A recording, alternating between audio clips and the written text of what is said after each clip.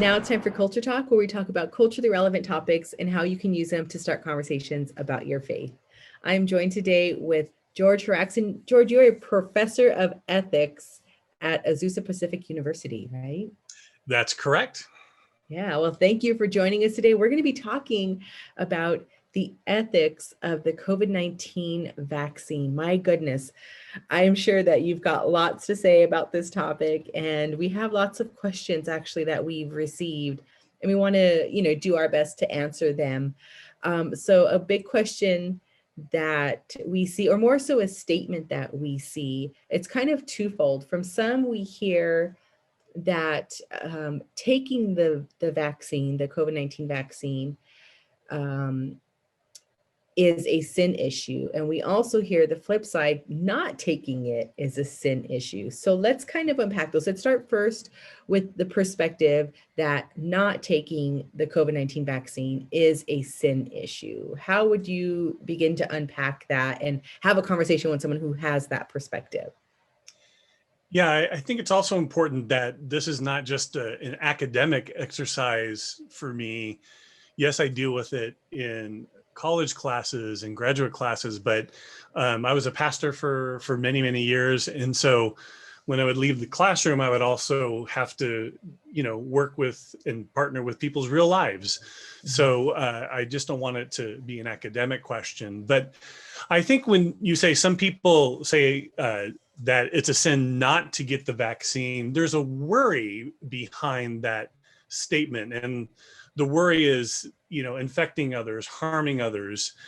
But when you talk about when you automatically throw it in the category of sin, you want to be careful of not promoting legalism here. And then if you said, well, some say it's a sin to get the vaccine, well, there's a worry there. It's a different worry, though. And that is a worry, I think most people, their worry is participating in some prior evil, let's say abortion or something.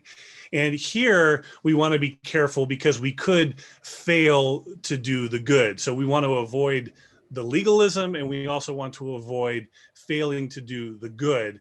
So it's probably better to put it in a category of it's a wisdom issue where we're taking in both our own character, how it affects us, but we're considering God's commands, but also the consequences that are involved. So character, commands, consequences.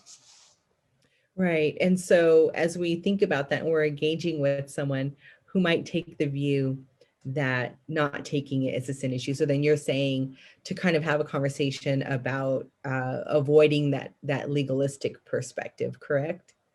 Yeah, or I think what you want to do is surface someone's worry. So I think asking a question is always, in most cases, helpful when you can. So if they say, well, it's a sin not to get the vaccine. Okay, that's strong.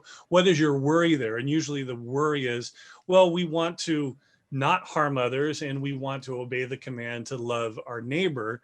And those are good things. And so we want to promote those, not harming others and helping our neighbor, going for the common good. But we also want to avoid legalism. And you might want to say, well, what do you mean there? And if we can think about it on a spectrum, on one end, you could worry about safetyism or giving people or government too much control and then you're losing liberties. On the other end, you could worry about libertinism. That is, you have so much freedom that you harm others. And so you kind of want to, if you think of a balance beam, you kind of want to walk that golden mean, that balance beam there of avoiding those two falling off the edge on each side. But it takes wisdom in deciding how big that balance beam is, how much liberty we have, and then how much security and safety we need. Right. And I think that's kind of a dilemma for a lot of people who are stuck in the middle going, well, where do I land on this? And how do I navigate in this space of should I, shouldn't I? And for those who view that you shouldn't take the vaccine, in fact, taking the vaccine is a sin, we're kind of seeing that play out here in LA, where some protesters have blocked Dodger Stadium for those who wanted to get the vaccine. They prevented them from doing so, which is kind of it's own issue, because not only are you deciding for yourself, but you're also deciding for others that this should not be accessible. So I think in an effort to have the freedom to not take it, you're also stripping others of the freedom to take it. So what are your thoughts there on how we might engage that? Yeah, in moral philosophy, we want to distinguish, and in practical, I would say too, between a factual judgment and a value judgment. Mhm. And so if the worry is more, if I take this, I'll be contributing to some other past evil or that, well, then we want to look into the factual judgment. Was the medicine developed in an ethically appropriate way? And from my understanding, and Fuzz and I talked about this in a prior occasion, both the Pfizer and Moderna vaccines seem to pose no significant moral concern. And so you want to look into the facts in the matter, and I would want to ask whether or not those persons who are protesting, do they have good facts? The Charlotte Lozier Institute is keeping a good list of the COVID vaccines, and which seem to be promoted or developed ethically, and which ones may be more problematic or unethical.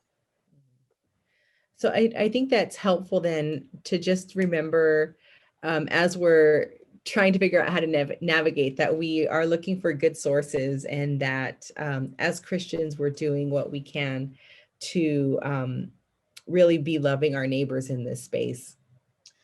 Yeah, and you talked about people blocking other people's choices. Other people's want to make a choice.